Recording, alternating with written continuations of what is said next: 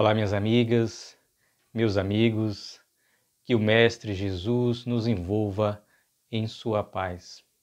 Vamos dar início a mais um estudo do Evangelho e eu convido a todos para que possamos nos unir em pensamentos e em sentimentos com o alto, com o divino, com o Mestre Jesus, através da prece que ele nos ensinou.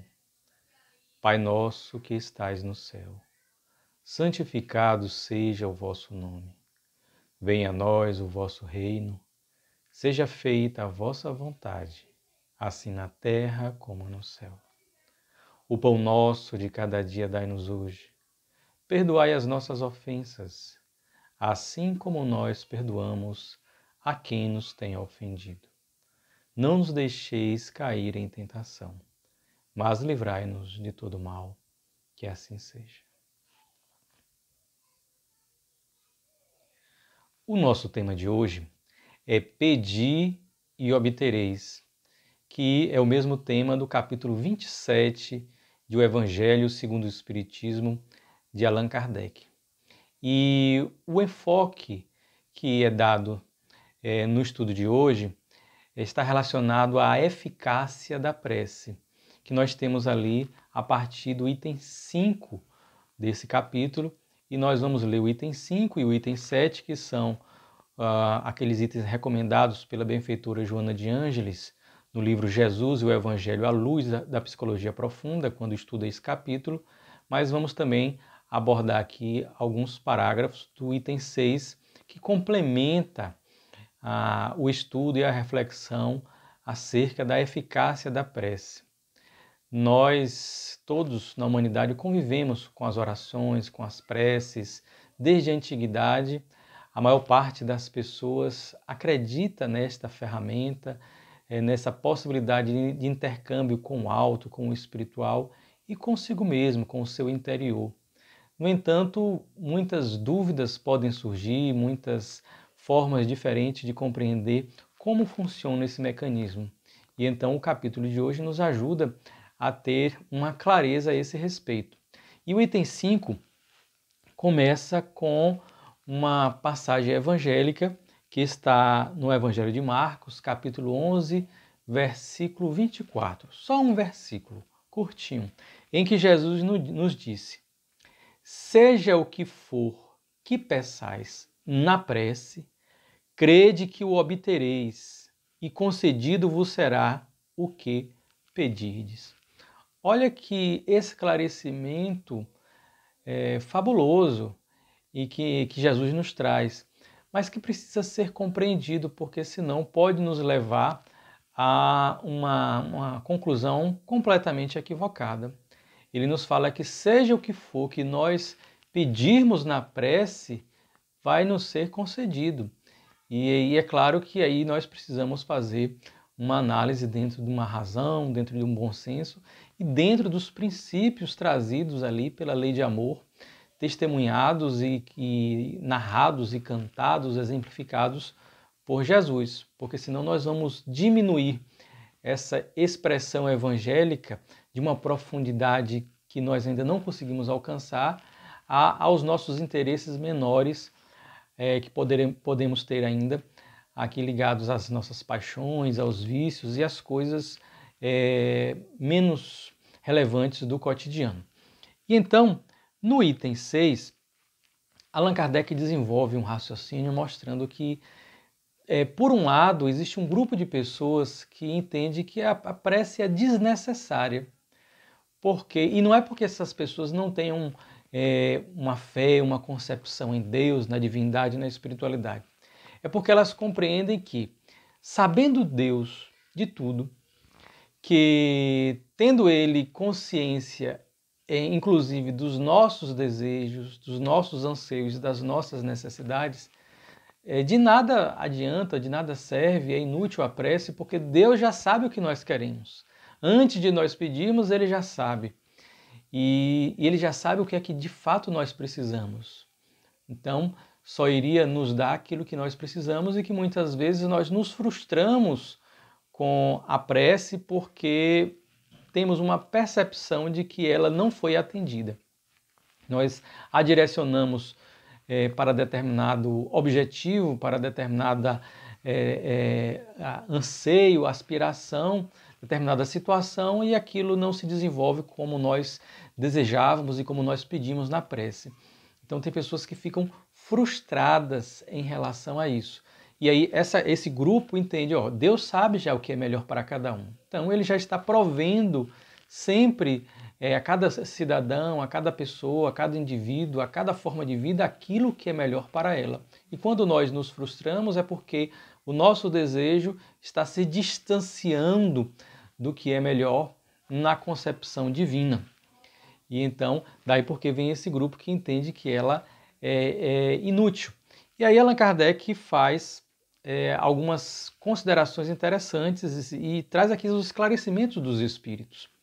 Sem dúvida alguma, há leis naturais e imutáveis que não podem ser abrogadas ao capricho de cada um. Mas daí a crer-se que todas as circunstâncias da vida estão submetidas à fatalidade, vai grande distância. Porque esse grupo pensa que, como tudo já estaria determinado por Deus, nos seus mínimos detalhes, como diria um conhecido e antigo personagem cômico, nos seus mínimos detalhes, então esses nossos movimentos, esses nossos pedidos, eles seriam inócuos, né?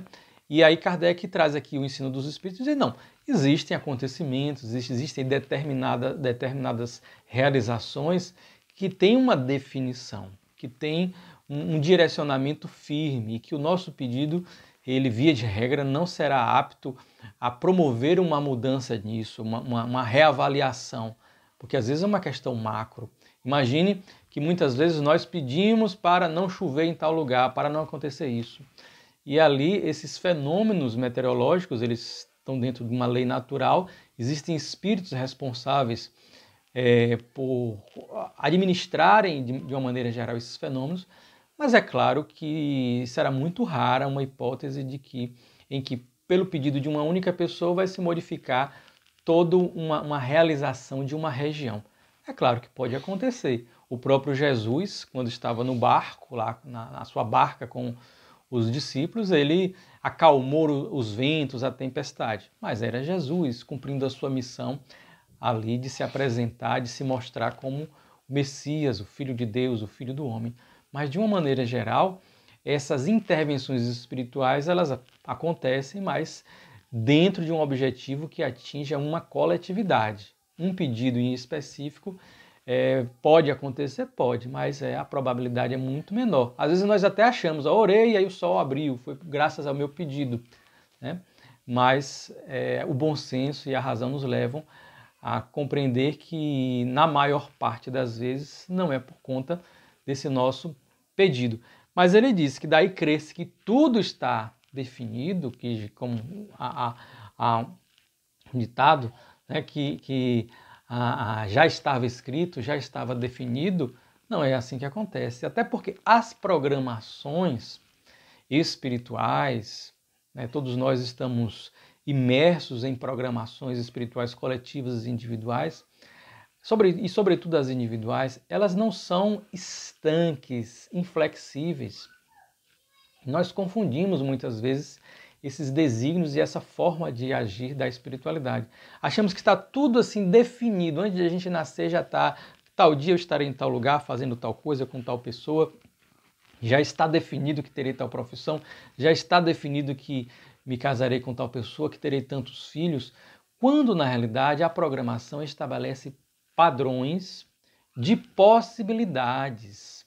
Então, cenários e situações que favorecem uma determinada realização ou outra.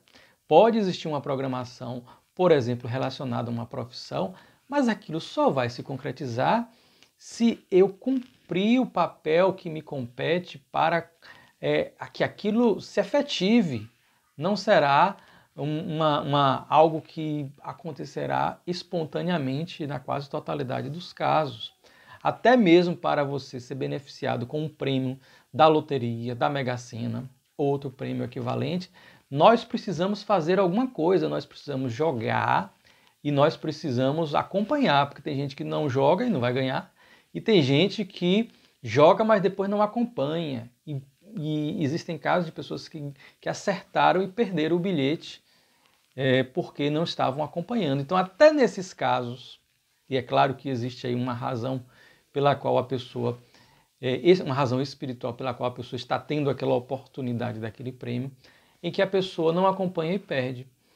E vejo ganhar na Mega Sena, na loteria, é algo muito raro. Né? A probabilidade é muito pequena.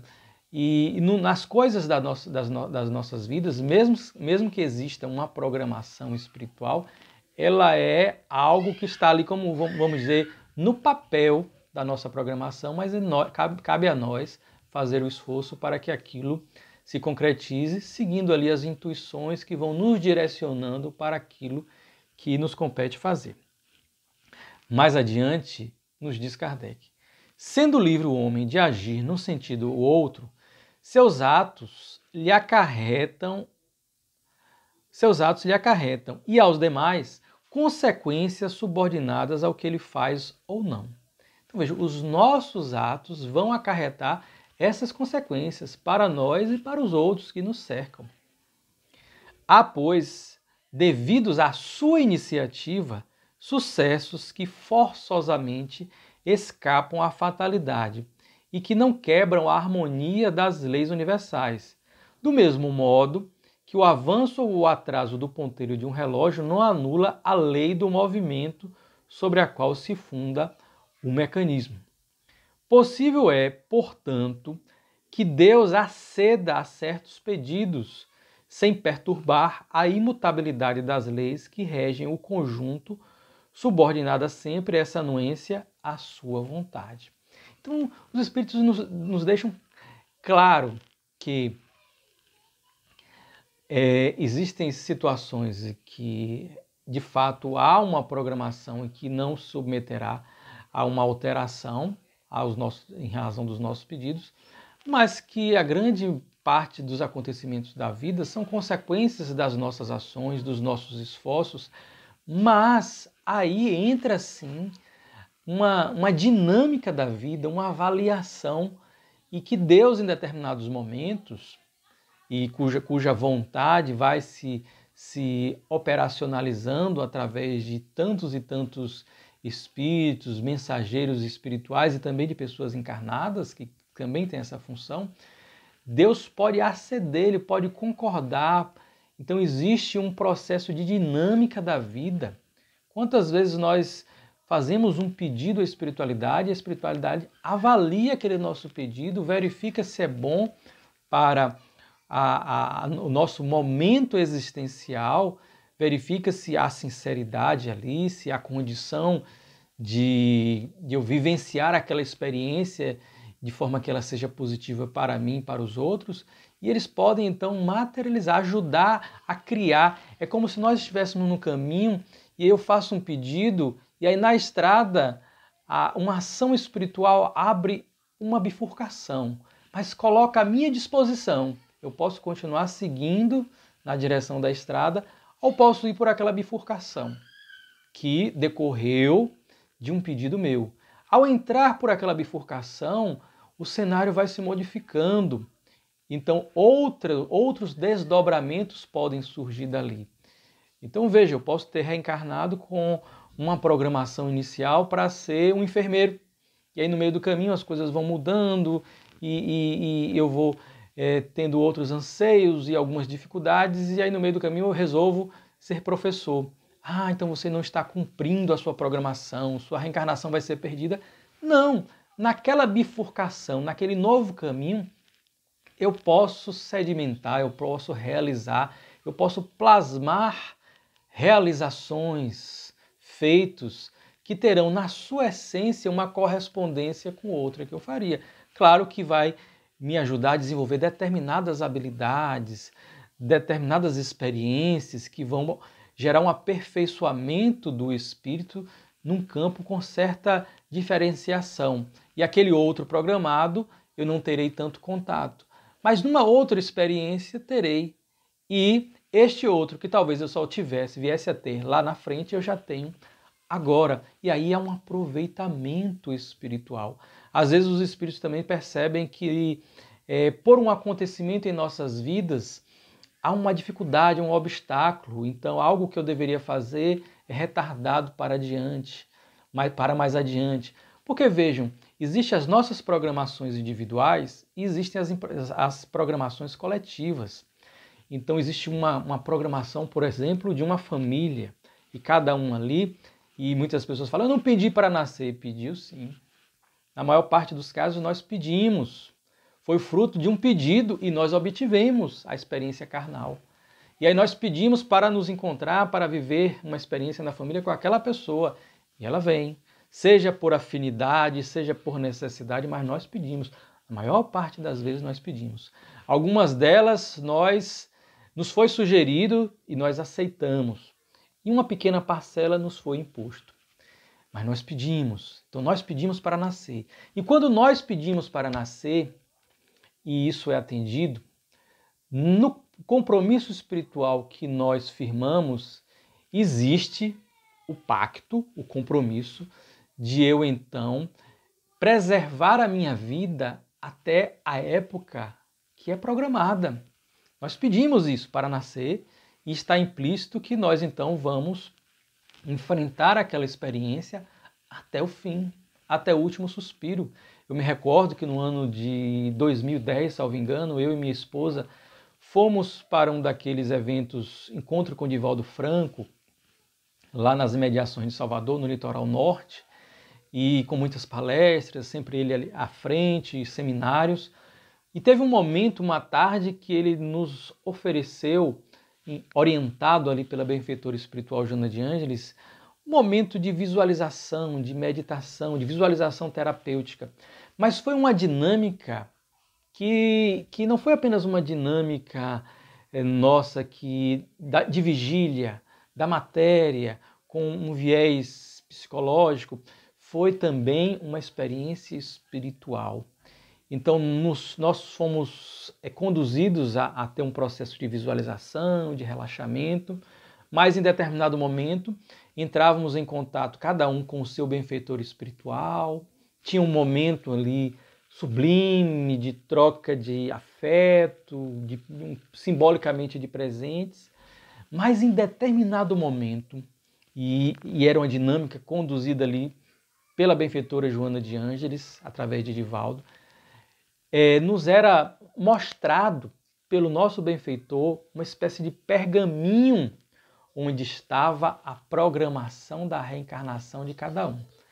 E a maioria das pessoas não conseguia ver, identificar, mas sabia que existia uma espécie de documento em que a nossa vida atual tinha ali as suas balizas, as suas diretrizes principais, claro, que dependem dos nossos esforços, da nossa atividade. E no final, eu lembro isso de forma muito clara, ele falou, olhe a sua assinatura ao final.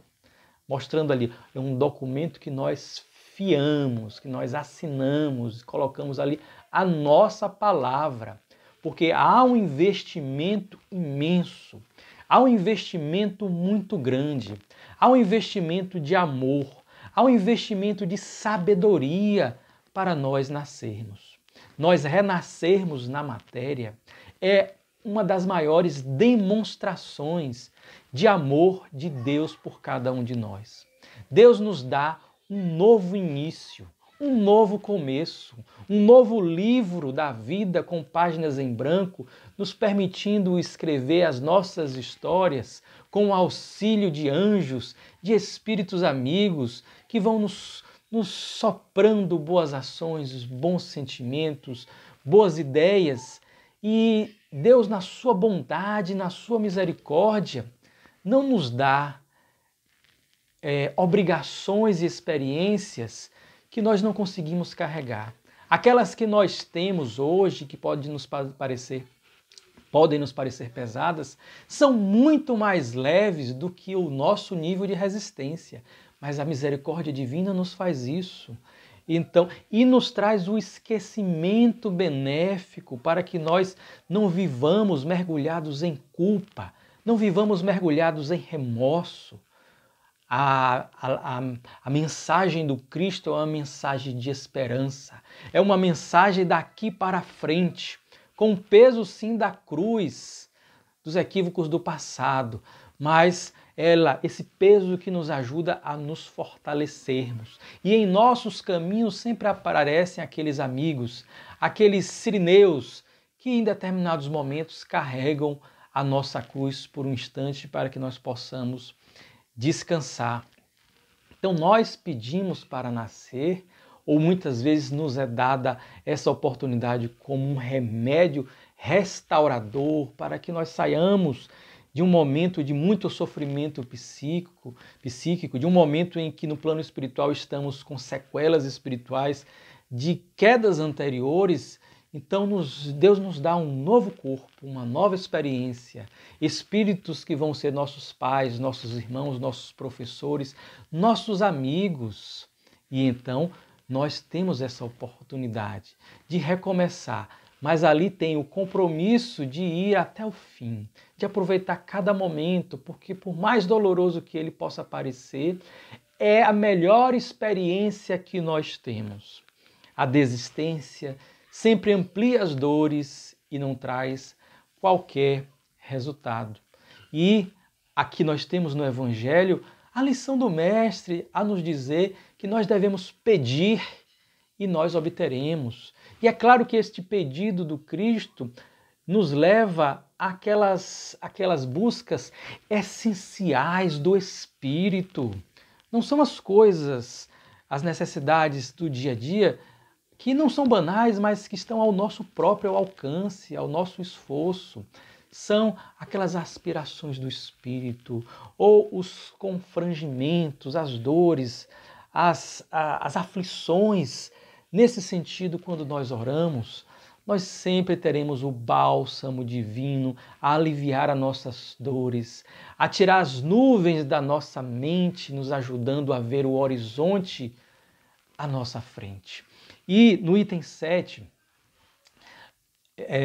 Allan Kardec continua: desta máxima concedido vos será o que quer que pedirdes pela prece, for ilógico deduzir que basta pedir para obter, e for injusto acusar a providência se não acede a toda súplica que se lhe faça, uma vez que ela sabe melhor do que nós o que é para nosso bem. É como procede um pai criterioso que recusa ao filho o que seja contrário aos seus interesses. Em geral, o homem apenas vê o presente.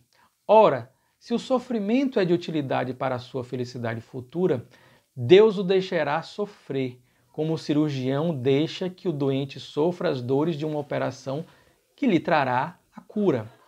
O que Deus lhe concederá sempre, se ele o pedir com confiança, é a coragem, a paciência, a resignação.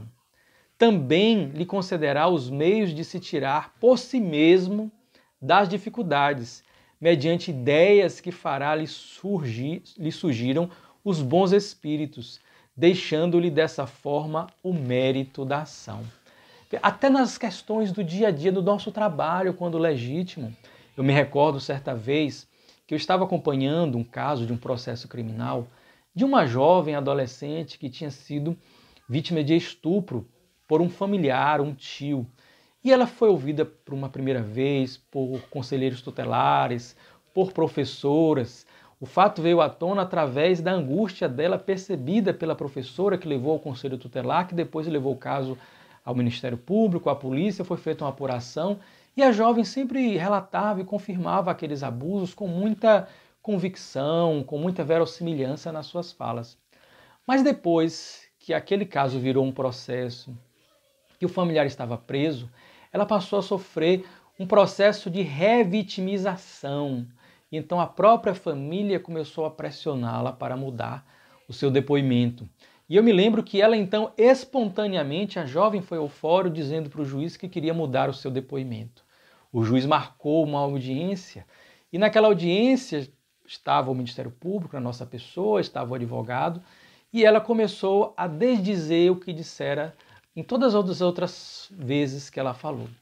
Quando tive a oportunidade de questioná-la, comecei a utilizar estratégias para fazer a leitura corporal, a leitura facial, perguntando coisas que não tinham relação direta com o fato e que eu saberia que ela diria a verdade porque não estava orientada a dizer aquilo porque não tinha uma relação direta. Nome, questões de com quem morava, da idade da escola, cujas informações já existiam nos autos. E ela demonstrava toda uma expressão corporal de verdade. Mas na hora que eu comecei a questionar sobre o fato e fazer um cotejo, uma comparação com a versão anterior e a versão atual, quando ela tentava desdizer e afirmava que não era verdade o que dissera antes, ela tinha toda uma expressão corporal de mentira, de que estava ali, e um constrangimento, um processo de revitimização. E eu fiquei ali a pensar, eu falei, ela está, em razão de pressão, mentindo. Mas é a única palavra que tem, porque um crime que ocorre normalmente às escondidas, então a palavra da vítima é essencial.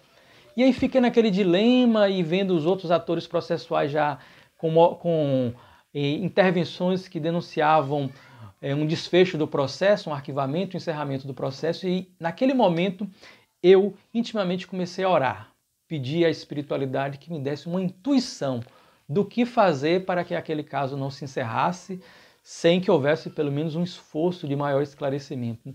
E aí nem cheguei a terminar direito a prece, veio uma intuição, quase que uma voz dizendo: peça uma avaliação psicológica, um estudo, para verificar se ela não está sofrendo pressão.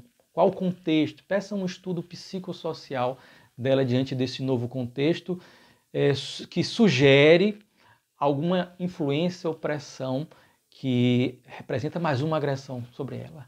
E aí veio aquela lâmpada, a eureka, e aí eu fiz o pedido.